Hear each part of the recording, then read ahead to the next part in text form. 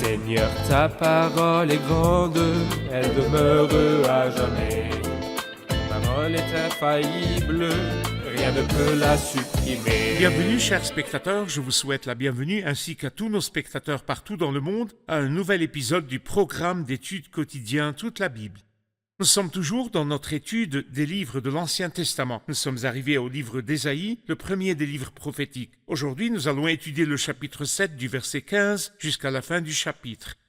Dans le dernier épisode, nous nous sommes arrêtés à ce grand verset sur la naissance virginale du Christ, c'est-à-dire qu'il est né d'une vierge. Et nous avons appris qu'il était indispensable que le Christ soit né d'une vierge. Il n'était pas possible qu'un être humain, un homme, intervienne pour ramener Dieu à la scène. L'initiative devait être entre les mains de Dieu. Le Christ est venu à nous à travers une femme qu'aucun homme n'avait connue parce qu'il est la descendance de la femme. Et nous avons appris que le mot vierge en hébreu, Alma, est mentionné 7 fois dans l'Ancien Testament signifiant vierge qu'aucun homme n'avait connue. Et nous avons aussi appris qu'il devait naître d'une femme vierge afin qu'il prenne un corps et meure sur la croix, subir le jugement de mort. Il n'aurait pas été possible d'exécuter la sentence de mort en Dieu, car Dieu ne meurt pas. Mais il fallait que Dieu prenne ce corps et que, par la grâce de Dieu, il connaisse la mort pour tout être humain.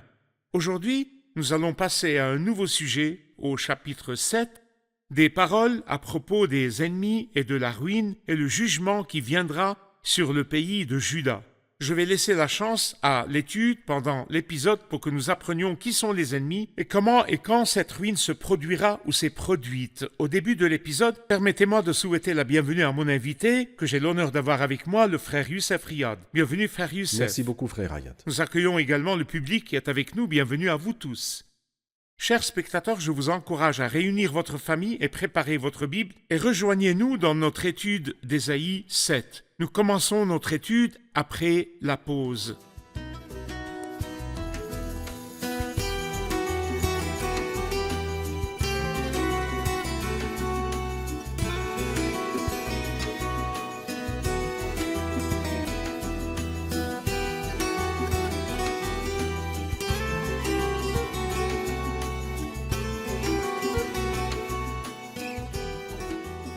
Bienvenue, frère Youssef. Merci beaucoup.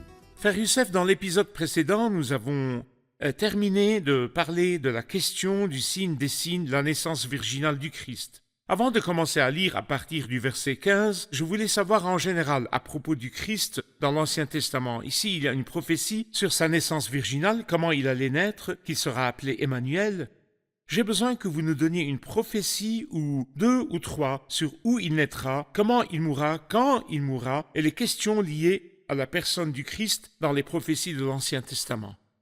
En fait, le Christ est le sujet de toute la Bible sainte du début jusqu'à la fin. C'est pourquoi nous trouvons dans Ésaïe chapitre 7 verset 14 l'un des plus clairs versets qui nous parle de sa naissance virginale. Lorsque nous lisons Michée chapitre 5 verset 1, il nous dit où il naîtra. Et toi, Bethléem, Ephrata, qui est petite, tu es petite parmi les villes de Juda, de toi sortira pour moi celui qui dominera Israël. Et ce verset a été cité dans Matthieu chapitre 2 au verset 6. Alors donc, il nous a parlé de sa naissance virginale, il nous a dit qu'il naîtra à Bethléem, il nous a également dit comment il va mourir. Il nous a dit par exemple dans le psaume 22, verset 17, « Ils ont percé mes mains et mes pieds ». Et ceci exprime la mort sur la croix. Et il nous dit quand il mourra. Nous pouvons comprendre cela du livre de Daniel au chapitre 9, dans lequel nous lisons à propos des 70 semaines de Daniel. Dans ce chapitre, il nous dit qu'après 69 semaines, le Messie sera exclu.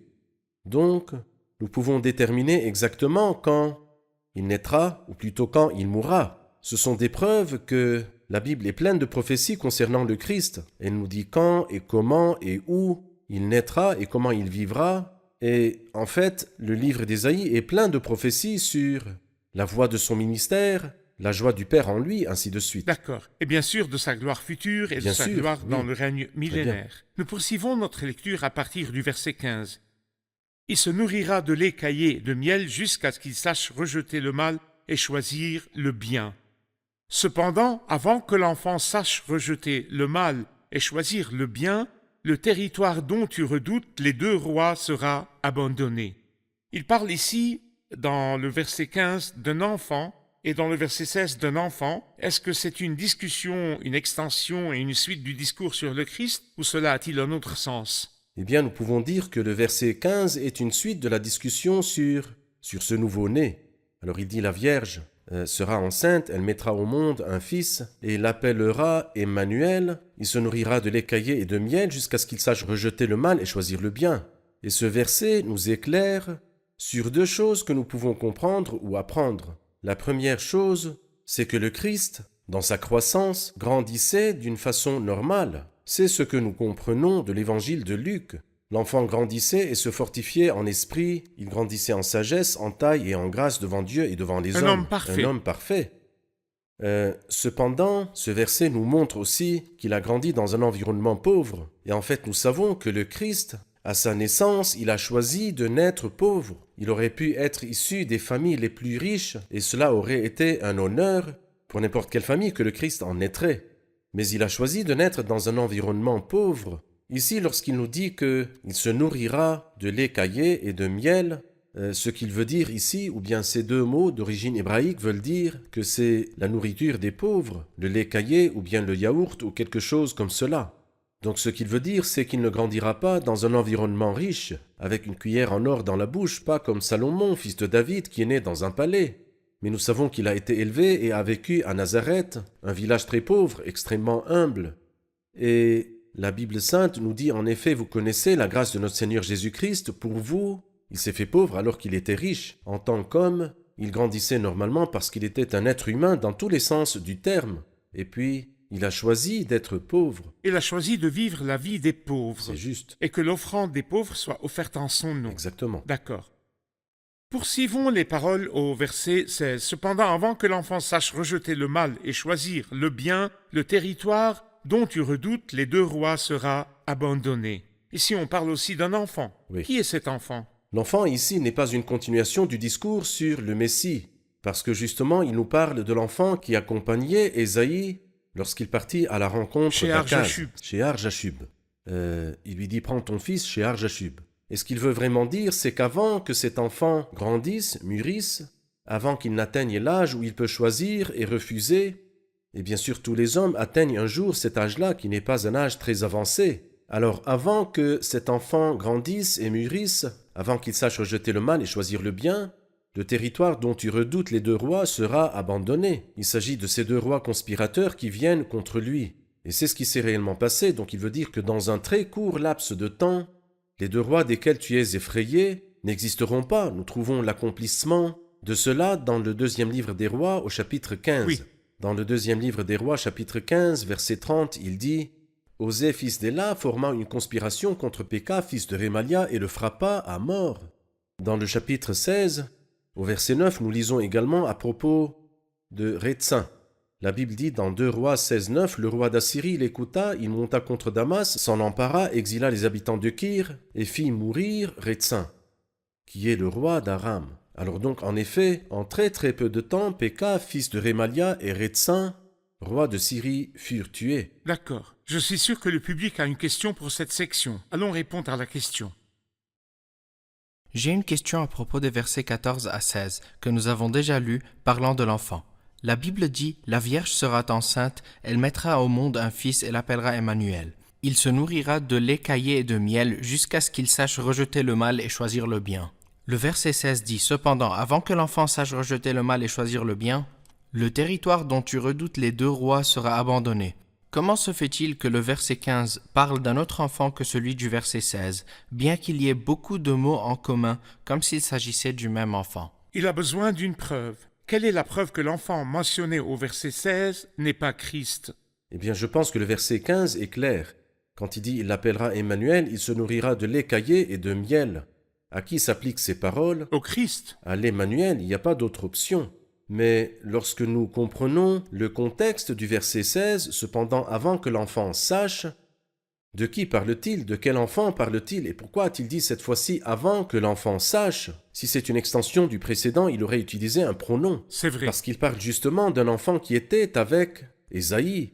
Et alors, avant que cet enfant atteigne l'âge de la maturité, de la perception et du discernement, le territoire dont tu redoutes les deux rois sera abandonné. Péka mourra et Rétsin mourra. Et c'est un événement historique un événement qui n'est pas lié à la historique. naissance du Christ. Rien à voir avec la naissance du Christ. Donc cela ne s'est pas produit tôt après la naissance du Christ, quand il a atteint sa puberté humaine, mais cela s'est produit historiquement au cours de la vie du garçon chez Arjashur. Car si cela est arrivé, ou si cela s'applique au Christ, cela signifie que Péka, le fils de Rémalia, a vécu des centaines d'années. Ou que le Christ est né à cette Ou époque. que le Christ est né à cette Mais époque-là. comme vous oui. l'avez dit en 2 Rois, c'est arrivé Oui. historiquement C'est arrivé. en très peu de temps. Nous allons voir un reportage et reviendrons pour continuer notre discussion.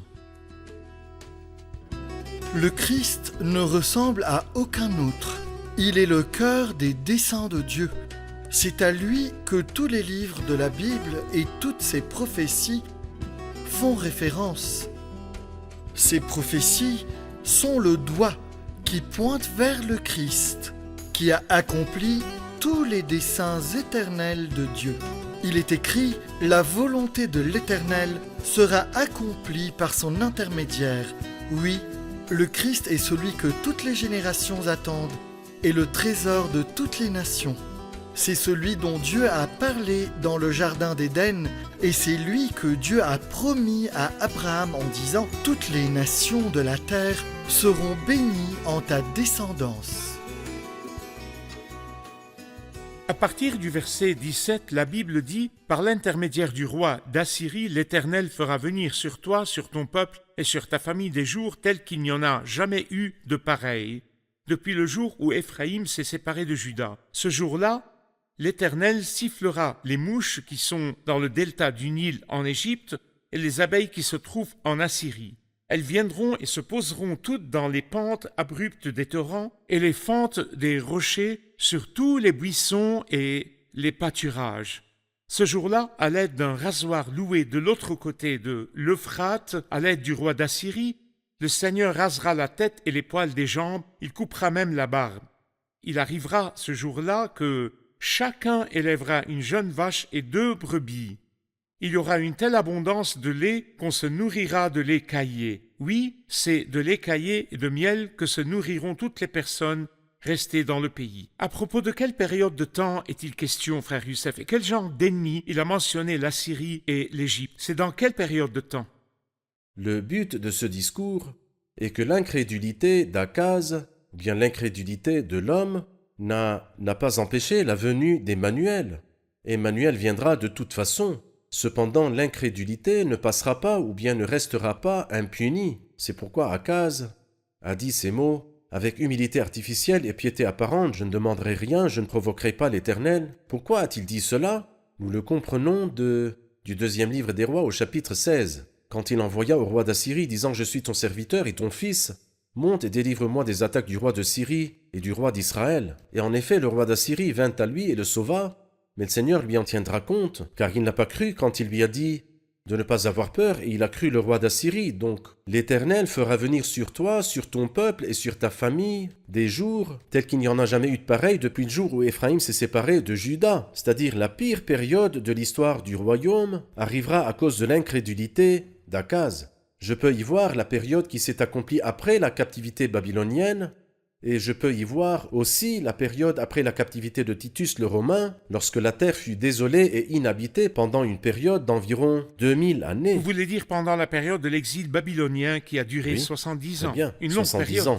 Ou plus tard, à partir de l'an 70 après Jésus-Christ, pendant environ 2000 ans, ou jusqu'au début du XXe siècle, une période de près de 19 siècles, le pays était un désert désolé et ceci à cause de l'incrédulité. Ainsi, l'incrédulité ne restera pas impunie. Je remarque ici, frère Youssef, qu'il y a une harmonie en reliant toujours l'Assyrie avec l'Égypte. Ils sont mentionnés ici ensemble, l'Assyrie et l'Égypte, et aussi dans la bénédiction du livre d'Ésaïe, « Béni soit l'Égypte, mon peuple, l'Assyrie, que j'ai créé de mes mains, et Israël, mon héritage. » C'est vrai. Il existe une relation entre l'Égypte et l'Assyrie. Que montre cette relation concernant le contenu prophétique de la Bible? Eh bien, écoutez, dans Ésaïe 52, il y a aussi un verset au sujet de la relation entre l'Égypte et la Syrie, lorsqu'il nous dit, dans le verset 4, « Oui, voici ce que dit le Seigneur l'Éternel, tout d'abord c'est en Égypte que mon peuple est descendu pour y séjourner, accomplissant ce que le Seigneur dit à Abraham. Puis c'est l'Assyrien qui l'a exploité sans raison. Donc ici, il y a l'Égypte et la Syrie. Là aussi, au chapitre 7, nous voyons une relation entre l'Égypte et la Syrie quand il parle de la mouche qui est dans le pays d'Égypte et de l'abeille qui est dans le pays d'Assyrie. Et comme vous l'avez déjà mentionné, dans Ésaïe chapitre 19, nous trouverons l'image bénie quand la bénédiction sera accomplie. Béni soit l'Égypte, mon peuple, la Syrie que j'ai créée de mes mains et Israël, mon héritage. Il y a donc une relation entre l'Égypte et la Syrie et Israël. Et lorsque nous arriverons au chapitre 19, nous apporterons davantage de lumière sur cette prophétie bénie. Comme vous l'avez dit, c'est une relation d'inimitié, une relation de jugement, puis une relation de bénédiction C'est vrai. dans le royaume millénaire. Continuons au verset 22. Il y aura une telle abondance de lait qu'on se nourrira de lait caillé. Oui, c'est de lait caillé et de miel que se nourriront toutes les personnes restées dans le pays. Ce jour-là, tout endroit où il y aura 1000 ceps de vignes d'une valeur de 1000 pièces d'argent sera livré aux ronces et aux buissons épineux. Les ronces et les épines sont mentionnés ici et ils ont été mentionnés liés à la malédiction dans le premier livre de la Bible, la Genèse. La malédiction a continué, elle est apparue au moment de la ruine de la nation. Votre commentaire sur la réapparition de la malédiction dans la nation? L'incrédulité manifestée chez Akaz et le rejet du Messie, le rejet de l'Emmanuel qui est venu leur apporter tout le bien, n'aboutira qu'à une malédiction. Bien que la terre soit censée être une terre qui coule du lait et du miel, mais ici lait caillé et miel, le lait caillé, le lait fermenté et le miel sauvage, qui représentent justement la nourriture des pauvres. Et alors les gens sont restés pauvres et misérables dans ce pays-là depuis des milliers d'années. Est-ce là le plus beau des pays, comme l'appelle Daniel? Est-ce là le pays d'Emmanuel, comme il le dit au chapitre 8? Est-ce là le pays où coule le lait et le miel? En fait, c'est le cas. Cependant, à cause de l'incrédulité des hommes, des gens, la terre a été maudite par les ronces et les épines, au lieu d'avoir un cep de vigne, et au lieu d'avoir des vignes et des oliviers, c'est-à-dire que la terre qui était pleine de biens, son bien est malheureusement parti, et il ne resta plus que des ronces et des épines, la malédiction de l'incrédulité et du péché. D'accord, nous allons écouter une question du public. J'ai une question. Au verset 18, il dit « Ce jour-là, l'Éternel sifflera les mouches qui sont dans le delta du Nil en Égypte et les abeilles qui se trouvent en Assyrie. » Je ne comprends pas ce verset. J'ai besoin d'une explication, s'il vous plaît. S'il vous plaît, réexpliquez ce verset, frère Youssef. Eh bien, en fait, nous remarquons qu'il a lié les mouches à la terre d'Égypte, et en effet, le pays d'Égypte est célèbre pour les mouches.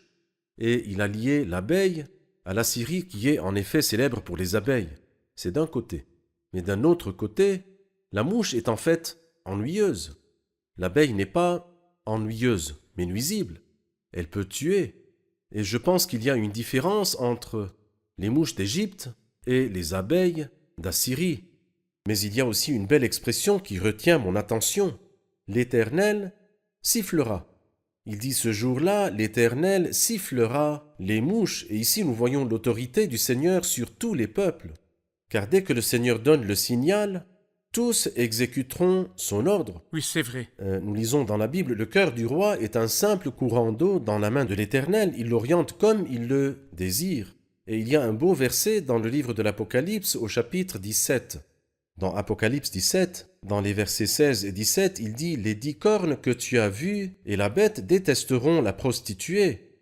Elles la dépouilleront et la mettront à nu, elles mangeront sa chair et la détruiront par le feu. » En effet, Dieu, et c'est ce que je voulais dire, en effet, Dieu leur a mis à cœur de réaliser son propre projet en ayant la même pensée. Alors, bien que ces rois soient des rois méchants et qu'ils suivent le faux prophète et soient soutenus par le diable, Dieu a réussi à mettre dans leur cœur d'accomplir son dessein. C'est-à-dire qu'il n'y a absolument rien qui se passe dans tout l'univers, sauf si le Seigneur lui-même l'ordonne. C'est vrai. pourquoi ici il siffle les mouches, et les mouches viennent. S'il siffle les abeilles viennent. Comme s'il voulait dire, ceux en qui tu as eu confiance sont ceux qui te dérangeront et qui te feront du mal. Tu as compté sur le roi d'Assyrie, tu n'as pas eu confiance en moi. C'est donc la Syrie qui te fera du mal. Tu n'as pas eu confiance en moi, tu as raté la chance. Très bien. Frère Youssef, le verset 20 dit « Ce jour-là, à l'aide d'un rasoir loué, de l'autre côté de l'Euphrate, à l'aide du roi d'Assyrie, le Seigneur rasera la tête et les poils des jambes. » S'il vous plaît, faites-nous une comparaison entre ce verset à propos de la nation qui s'est égarée loin du Seigneur et la tête consacrée du Naziréen dans le livre des Nombres, chapitre 6, le vrai Naziréen. Parlez-nous de la consécration du vrai Naziréen qui représente le Christ en opposé à la nation dans son égarement loin du Seigneur et comment le jugement sera fait. Si vous lisez le livre des Nombres, chapitre 6, vous verrez que lorsque le Nazirien souille sa tête consacrée, il se rasait la tête. Et comme si cette nation qui était censée être consacrée au Seigneur a été malheureusement souillée en recourant aux dieux païens, aux dieux d'autres peuples. Et le résultat a été le rasage des cheveux, de la barbe, de la tête et des jambes. Tout a disparu. Et en fait, cela exprime bien sûr deux choses. Tout d'abord, cela représente l'humiliation, parce que chez les hommes orientaux, se raser les cheveux, c'est quelque chose d'extrêmement insultant. La deuxième chose, c'est comme si les armées qui viennent de l'Égypte, qui viennent de la Syrie, leur enlèvera tout ce qu'ils possédaient. Ils viennent pour leur enlever même les cheveux qui sont sur leur tête, c'est-à-dire qu'ils vont les dépouiller de toutes choses. Alors ils ont souillé leur tête consacrée, et le résultat était qu'ils ont été humiliés, et le résultat a été aussi que tout ce qu'ils possèdent leur a été enlevé. Et même dans le livre des Nombres, avant le chapitre 6, il y a la loi de la femme qui a trahi, La jalousie. la loi de la jalousie, comme s'il voulait dire que la nation est partie loin de son attente et de sa consécration, mais le vrai Naziréen, la vraie vigne Naziréen, est c'est apparue. vrai, c'est juste. Que Dieu vous bénisse, frère Dieu Youssef. vous garde. Nous avons besoin d'un commentaire supplémentaire sur les derniers mots au verset 24. On y viendra muni de flèches et d'un arc, car tout le pays ne sera que ronces et buissons épineux. Aucune des montagnes que l'on cultivait avec la bêche ne sera plus fréquentée par crainte des ronces et des buissons épineux. On y lâchera le bœuf et le petit bétail foulera son sol. C'est une autre image de la ruine de cette terre. Eh bien, la terre où coule le lait et le miel et qui était censée déborder de récoltes, il n'y restait plus que des ronces et des épines et des troupeaux qui errent.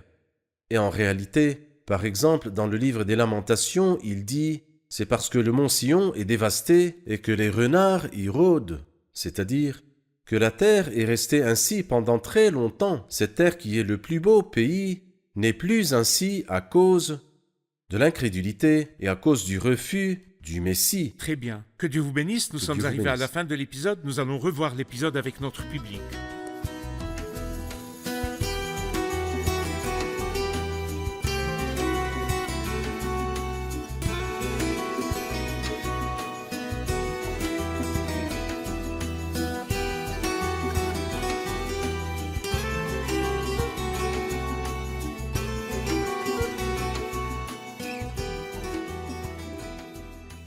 Dans les versets 14 et 15, il y a eu une discussion à propos de l'enfant qui est né d'une vierge, qui sera appelé Emmanuel. Et le verset 15 dit « Il se nourrira de lait caillé et de miel ». Que nous dit cette phrase sur la vie humaine du Christ ? Cela nous montre qu'il a grandi très normalement et puisque le lait caillé et le miel représentent la nourriture des pauvres, cela nous dit qu'il a grandi dans une maison pauvre. Très bien, il était donc humain dans tout le sens du terme et il vécut de la vie des pauvres et mangea leur nourriture. Qu'en pensez-vous, frère Très bien. Youssef ? Au verset 16, il est question d'un enfant et la Bible dit à propos de cet enfant « Cependant, avant que l'enfant sache rejeter le mal et choisir le bien, le territoire dont tu redoutes les 2 rois sera abandonné. » Est-ce une extension de ce qui a été dit du Christ, le Christ né de la Vierge, ou est-ce que cela a une autre signification ? Non, bien sûr, ce n'est pas une extension du sens, mais c'était un autre enfant, qui est en fait le fils d'Isaïe, et cette prophétie devait s'accomplir dans la période où les 2 rois qui étaient venus combattre Akaz ont été tués. Et cela s'est accompli en 2 Rois 15-30. C'est donc un événement historique, car avant que l'enfant qui est chez Arjashub sache rejeter le mal et choisir le bien, le territoire dont tu redoutes les 2 rois sera abandonné. Parfait, Très bien. très bien. J'ai besoin d'une comparaison entre le jugement sur cette nation apostate dans l'histoire du roi d'Assyrie qui représente le rasoir qui va raser cette tête et le Christ, le vrai Naziréen, dans le livre des Nombres, chapitre 6. Eh bien, la loi du Naziréen, dans le livre des Nombres, chapitre 6, affirme que le Naziréen doit laisser pousser ses cheveux Pousser ses librement. cheveux. Mais une fois le Naziréen est souillé, il doit se raser la tête. Et c'était l'état de la nation quand elle fut souillée. Ainsi, le jugement de Dieu sur elle, c'était le roi d'Assyrie qui est venu, et c'est lui qui va leur raser la tête à cause de l'impureté qui a atteint ce peuple. Mais C'est une expression sur symbolique l'état de la nation impur de et la un nation jugement et de du Dieu jugement sur de elle. Dieu sur elle. Mais le Christ était le vrai Naziréen qui a rempli toutes les exigences du Naziréat jusqu'à sa mort et sa résurrection et son ascension au ciel. D'accord, merci frère Youssef. Superbe, très bien, Très bien. très bien. Merci à vous, que Dieu vous bénisse. Merci frère Que le Youssef. Seigneur vous Nous bénisse. poursuivrons notre étude dans le 8e chapitre, Si Dieu le veut. dans le prochain épisode si Dieu le veut. Nous avons appris que cette nation est apostate, la nation devenue indépendante de Dieu et qui a renoncé à son soutien pour elle.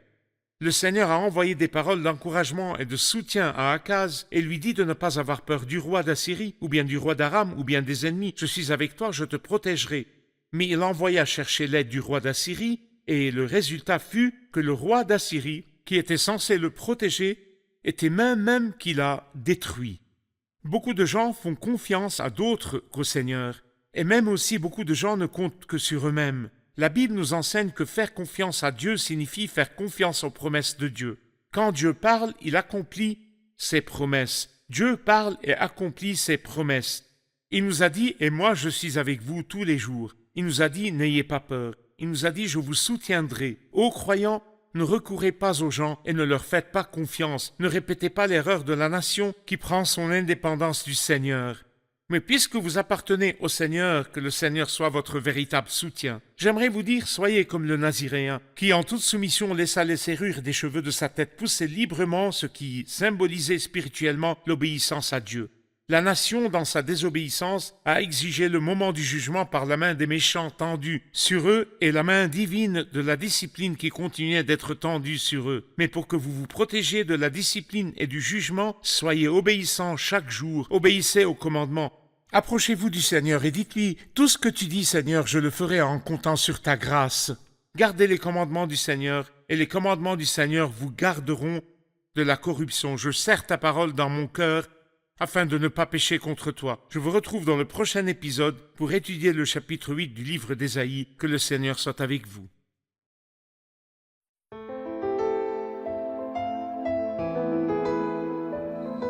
Seigneur, ta parole est grande, elle demeure à jamais. Ta parole est infaillible, rien ne peut la supprimer.